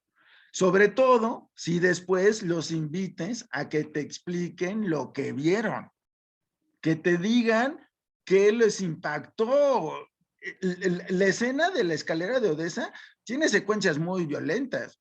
La final, donde la señora que quiere meter paz y recibe el balazo en la cara, sigue, creo que puede seguir impactando. Entonces, creo que sería una estrategia adecuada, secuencias bien escogidas, que tengan que sean un complemento a tu explicación en el aula y que después muevas a un pequeño debate y comentario entre los alumnos que las vieron, ¿no? Espero haberte contestado, Ángel. Sí, amigo, gracias. Y bueno, y también, no sé si podrías hablar precisamente también de esta cuestión de la mediación pedagógica, es decir, uno pensaría, ¿verdad?, que los alumnos pues están preparados para recibir o para recibir este tipo de información en imagen, pero obviamente pues tenemos que explicarla y adecuarla de manera pedagógica, ¿no? Sí, de hecho también eso es muy importante, Ángel. Mira, yo creo que los alumnos hoy día están expuestos a muchos tipos de violencia en imágenes en las redes sociales, ¿no? Es decir, ellos pueden ver cosas mucho más violentas de lo que cualquier película de Eisenstein, por ejemplo, les puede mostrar. Pero sí es, por lo tanto, muy necesario que no se las dejes así nada más. Siempre debe haber una retroalimentación del profesor y siempre debe de haber una guía del profesor. Es decir, vamos a ver esta escena como ejemplo de la represión del gobierno zarista hacia su pueblo en vísperas de la revolución, ¿no? Y explicarles cómo en este momento esas escenas reflejan lo que estaba diciendo, ¿no? Un gobierno autocrático, cero tolerante a la crítica y que con tal de reprimir el descontento comete atropellos inconcebibles. Es decir, sí van a haber violencia, pero es una violencia contextualizada que tiene por fin que retengan una idea, ¿no? Una idea que viene dentro de tus objetivos del curso que estás dando y que por lo tanto debes de guiar para que verdaderamente se logre el objetivo, de que los alumnos retengan de algún modo esa información y de algún modo tengan esa imagen como una referencia de lo que aprendieron, ¿no? Entonces, la mediación pedagógica es indispensable. Si vamos a usar películas en el aula, siempre debe ser con una adecuada supervisión y guía del profesor para que el objetivo se logre, ¿no? Gracias. Carlos y luego Ignacio. Muy buenos días. Yo, más que una duda, es agradecer de verdad la importancia de este momento. Contar un poquito, yo soy profesor recién egresado, llevo recién 2 años de ejercicio. No soy profesor de historia, soy profesor de matemática y ciencia, pero para aterrizar un poquito, contar que junto al profesor Jesús hizo un trabajo, bueno, la tesis fue en relación a una reconstrucción histórica, ¿ya? O sea, de una parte de la historia de una localidad acá de la 10ª región, en Puerto Montt, y resulta que este mismo trabajo que hizo este director me resultó muy familiar porque cuando nosotros recién comenzamos a hacer el trabajo no teníamos una base, no sabíamos de dónde partir porque teníamos mucha información, pero no sabíamos cómo unirla. Y resulta que nosotros decidimos reconstruir la historia de una localidad ya muy pequeña acá, en una ciudad que se llama Fresia, a partir de los libros de clases, ya que fue un periodo del año 1940 a 1950. Y la verdad es que, bueno, el profesor acá igual puede contar, tuvimos un desorden enorme al principio, nos costó mucho lograr el trabajo, pero nos dimos cuenta que resultó un trabajo maravilloso, que no solo fue significativo para nosotros, sino también para las personas que se interesaron en el tema, que eran parte de esa comunidad. Y ni ellos, ya viviendo por tanto tiempo ahí, sabían. Y cosas que nosotros nos pudimos dar cuenta respecto a la movilidad social, ya que como un sector agrícola, ¿cierto? Se trabaja por temporada, entonces nos damos cuenta que mucha gente se movilizaba. Nos dimos cuenta que, por ejemplo, el profesor de ese tiempo, el libro de clase servía como una bitácora de la comunidad completa, si alguien se enfermaba, si alguien fallecía, todo quedaba registrado ahí. Entonces yo lo agradezco porque a pesar de no ser mi área, la historia me interesa mucho, me interesa mucho. Creo que estas instancias también me acercan un poquito más y quizás en algún momento pensar en una especialidad relacionada con esto. Entonces de verdad agradezco la oportunidad, la presentación, de verdad, estuve encantado con todo lo que dijo, ¿ya? Y también agradecer al profesor Jesús por la invitación. Eso más que nada, muchas gracias. Muchas gracias por tus palabras, Carlos. Siempre es bueno tener esta retroalimentación y saber, bueno, qué piensan ustedes de lo que uno expone. Me sonó muy interesante el proyecto que nos acabas que me acabas de relatar. Y sí, efectivamente, a veces uno llega sin la menor idea de lo que quiere hacer, ¿no? Pero las mismas circunstancias a las que te enfrentas a veces te dan la guía para hacerlo, ¿no? Y para poder aterrizar correctamente tu trabajo.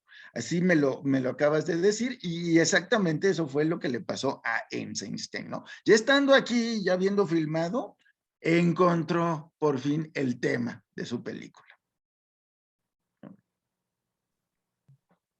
Gracias, Carlos, por tu intervención. Ignacio y luego Gabriel. ¿Aló? ¿Se me escucha? Sí, sí se escucha. Ya. Bueno, igual, buenas tardes. igual sumarme un poco a las palabras de Carlos. Muy interesante el tema, cómo se van vinculando distintas áreas que parecen muy separadas en la construcción de los filmes. Así que igual tomarme sus palabras y agradecerle al expositor porque estuvo muy bueno y muy interesante. Y quería hacer una pregunta bien específica. Yo Sí, soy sí, sí. profesor de media y hago clases de matemáticas. Y como se dijo recién, es como un poco más fácil ver cómo se vincula todo esto con áreas como la historia, el arte, el lenguaje, pero quería saber si usted creía que también era posible aplicar esto en el área de matemáticas. Oh, es una pregunta, difícil, ¿no? Este, no estoy muy seguro, pero mira, igual voy a incluir en la presentación, ahorita no lo tengo, pero cuando se la mande a Jesús le voy a incluirlo. Voy a incluir las referencias de los libros teóricos de Eisenstein que están traducidos al español y en donde él habla mucho de su teoría del montaje. Y en el montaje él habla mucho del ritmo, de la precisión, que tiene que ver mucho también con la cuenta del tiempo, ¿no?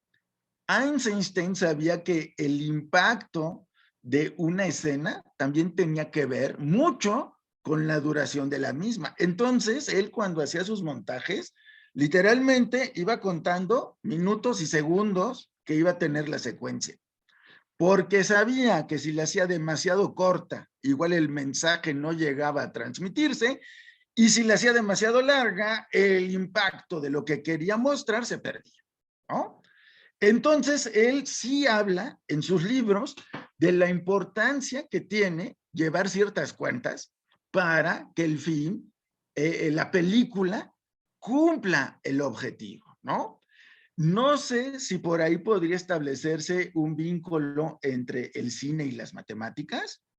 Este, yo como buen historiador llegué a la historia huyendo de las matemáticas, precisamente, ¿no? Entonces, por eso no me he involucrado tanto en este tipo de problemas, pero es muy interesante la pregunta. Entonces, quizá en vías de que Ignacio busques una respuesta, también le voy a mandar a Jesús las referencias de estos libros teóricos de Einstein, e igual ahí tú puedas darle salida a esta inquietud, ¿no? Ya, muchas gracias. Sí, la verdad es que sí me quedó un poco respondida la cosa. Se me abrió un abanico de ideas, así que muchas gracias. Ok. Gabriel, por favor. Bueno, pues antes que nada, muchas gracias por la exposición, Otón. Es muy interesante entender una película. Yo no he visto Que Viva México, pero justo con todo el panorama que nos das, yo creo que es una gran invitación para entrarle a esta película. Y me parece muy sugerente incluso, o sea, sin haberla visto, el título me parece muy interesante porque uno lo puede interpretar a partir de lo que nos dices del prólogo a este, digamos, a este epílogo. Uno podría interpretar que Viva México es un grito de qué bueno, o es una especie de que viva, o sea, por favor, que viva, o sea, porque aparentemente lo están destruyendo, o podríamos pensar que ya no va por una buena vía, sobre todo por esta, digamos, reconstrucción de lo prehispánico hasta, digamos, esta fiesta de Día de Muertos, ¿no? Y entonces creo que cada uno de los episodios incluso puede ser interpretado y reinterpretado, ¿no? Pensaba incluso en esto que comentaba sobre la aplicación didáctica. O sea, incluso es una gran invitación, ¿no? O sea, para que los propios alumnos no solamente vean una película, sino que se hagan conscientes de que las imágenes pueden representar su historia, ¿no? O sea, busca representar, me parece que era algo que hacían en alguno de los faros, en el Faro de Oriente o algo así, en las clases de fotografía, les pedían a los alumnos que retrataran, ¿no? Por ejemplo, su comunidad, ¿no? Su calle, que hagan un mapa de dónde viven, un mapa de los recorridos que realizan y eso también les ayuda a ubicarse espacio y temporalmente. Entonces, creo que es muy, muy interesante con lo que preguntaba Ignacio, por ejemplo, si en las matemáticas hay aplicación en el cine. Yo creo que sí, hay películas sobre cine, así la que se me viene a la mente ahorita es la de Pi, el orden del caos, pero no solamente otra vez ver una película como para aprender, digamos, contenidos, sino que también el uso de la imagen y el uso de las fotografías, que yo creo que es la gran invitación, por lo menos que a mí me queda de este trabajo que nos presentas de Einstein, que es, hay que utilizar las imágenes, ¿no? Entonces, por ejemplo, cuando presentabas esta, no sé, la fotografía fija y los paisajes, pues por supuesto que ahí hay una proporción, se puede ver, por ejemplo, estas figuras, ¿no? Figuras geométricas incluso, la forma en la que está construido el paisaje, ¿no? ¿Dónde tengo que colocar el paisaje y dónde tengo que colocar al personaje principal para que haya un contraste importante? Porque no basta con ponerlo, ¿no? O sea, no basta con que yo ponga ahí, sino que tengo que saber si va arriba la imagen o abajo, y entonces todo eso se puede empezar a dibujar con figuras geométricas, con digamos, con esta visión del montaje precisamente, y entonces creo que es muy, muy interesante, o sea, nos hace ver que la película no solamente es contar una historia, la que sea, sino que es tener toda una idea de qué quiero mostrar, desde dónde lo estoy mostrando, y entonces creo que con esta explicación que nos das, la verdad es de que si alguien no la ha visto, estoy seguro que con la explicación dan ganas, ¿no? Entonces, bueno, es una tarea pendiente. Ahora en vacaciones tendré que verla y por eso te agradezco muchísimo, muchísimo esta gran explicación. La verdad es que me quedo muy, muy contento y con muchas ganas de seguir investigando sobre este personaje. Muchas gracias, Otón. Muchas gracias a ti por tus palabras, Gabriel. Sí, efectivamente, una de las intenciones cuando Ángel me invitó a dar estas charlas, dije, pues es una muy buena invitación a que se acerquen a las películas, ¿no? Muchas veces no nos acercamos simplemente porque no las conocemos, ¿no? Y este medio se me hace perfecto, sobre todo para los profesores, para que al momento de ver estas películas, hagan sus propias reflexiones y vean cómo pueden utilizar esta y quizá otras películas, ¿no? Que se abra una puerta a investigar, a ver, a conocer más cine y a ver las posibilidades que el cine brinda para la explicación en las aulas. Efectivamente, lo que tú dices, se puede abordar desde múltiples aspectos. Lo que decías de cómo vamos a planear una escena, el encuadre que le vamos a dar y el equilibrio que debe haber en la escena, ¿no? Es fundamental. Se ve muy bien en la secuencia final de Maguey, cuando la campesina llega a ver a su novio muerto, porque en el fondo se ve una cordillera y en algún momento la chica alza la cabeza así y su imagen digamos que representa exactamente la cordillera que está al fondo. Obviamente, Einstein pensó muy bien el lugar donde iba a hacer eso y buscaba ese efecto, ¿no? Que de alguna manera la tragedia de los campesinos contrastara con la belleza del territorio, ¿no? Y a la vez se fundiera con él, ¿no? Entonces, sí, es una gama muy amplia de posibilidades que tiene ver estas películas. La verdad, lo que dijiste de que no la habías visto, pero que ya es tu tarea pendiente en vacaciones, pues me gusta mucho. Esa es una de las intenciones, ¿no? Que estas películas que tienen un gran valor artístico, que tienen una historia extraordinaria atrás de ellas, que tienen digamos, la visión de un genio, porque eso es lo que era Einstein, ¿no?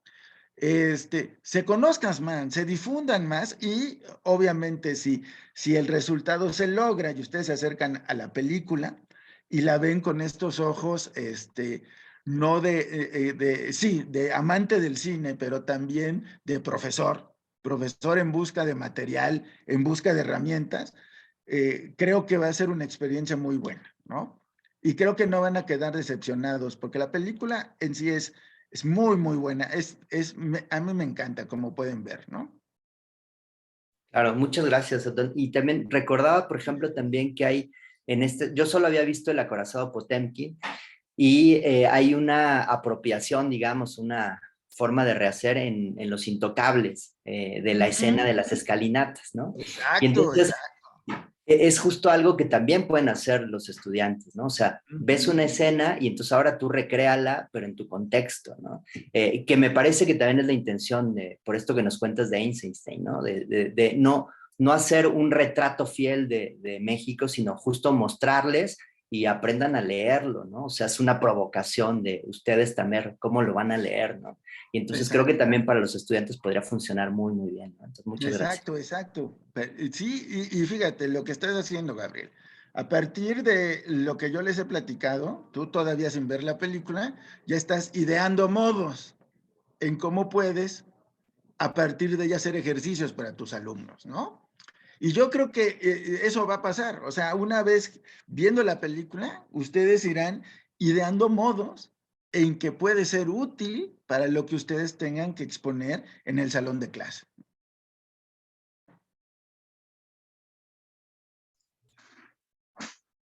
No sé si alguien quiere hacer una última pregunta, si no ya para ir cerrando. Y yo nuevamente dar las gracias.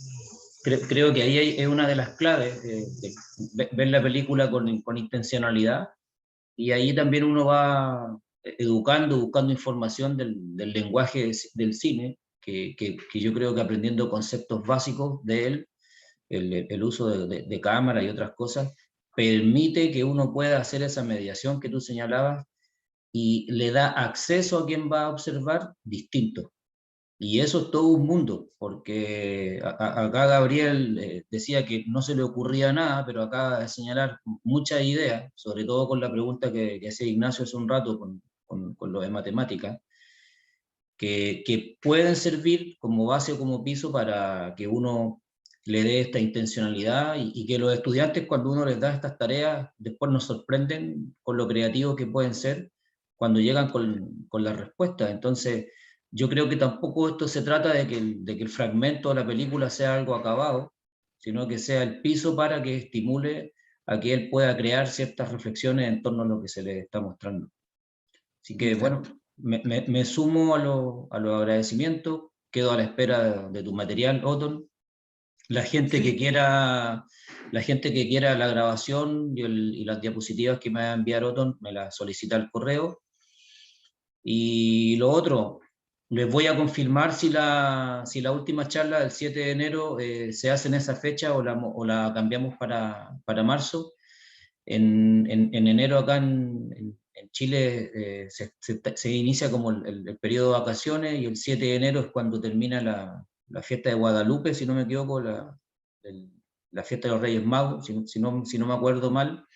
Entonces, voy a ver que sea la fecha más adecuada. Si ya no es en esa fecha, yo les avisaré por correo a las redes sociales que preferiría moverla para marzo, para poder estar totalmente centrado en eso. Y ahí en el transcurso de ese tiempo veremos si puede surgir alguna iniciativa más. Totalmente agradecido de esta instancia, que el tiempo que nos ha brindado Ángel con la primera charla y Otto en esta segunda, y a la distancia un enorme abrazo y excelente el trabajo que nos has presentado. Reitero mi agradecimiento a Ángel, que fue el contacto, y a ti, Jesús, por organizar todo, y a todos ustedes por su paciencia, por su interés. Siempre es muy halagador que lo que uno tiene que decir o comentar sobre alguno de los temas que le gusta, pues tenga auditorio, y sobre todo, un auditorio pues tan vivo y tan interesado en las posibilidades del cine como herramienta pedagógica. De verdad, les agradezco mucho. Para mí ha sido una charla muy agradable, y pues nada, nada más agrego las referencias que me faltan y te mando la presentación, Jesús, para que la puedas compartir. Gracias de nuevo, Otto, un placer. Gracias. Y ahí estén atentos. Yo creo que lo más probable es que la fecha se cambie para ver si nos reencontramos en marzo, y ahí veremos después de forma interna qué otra cosa podemos proyectar para el futuro. Un abrazo a la distancia y cuídense, estamos en contacto. Gracias a todos. Hasta luego, amigos. Suerte. Gracias, nos vemos. Hasta luego.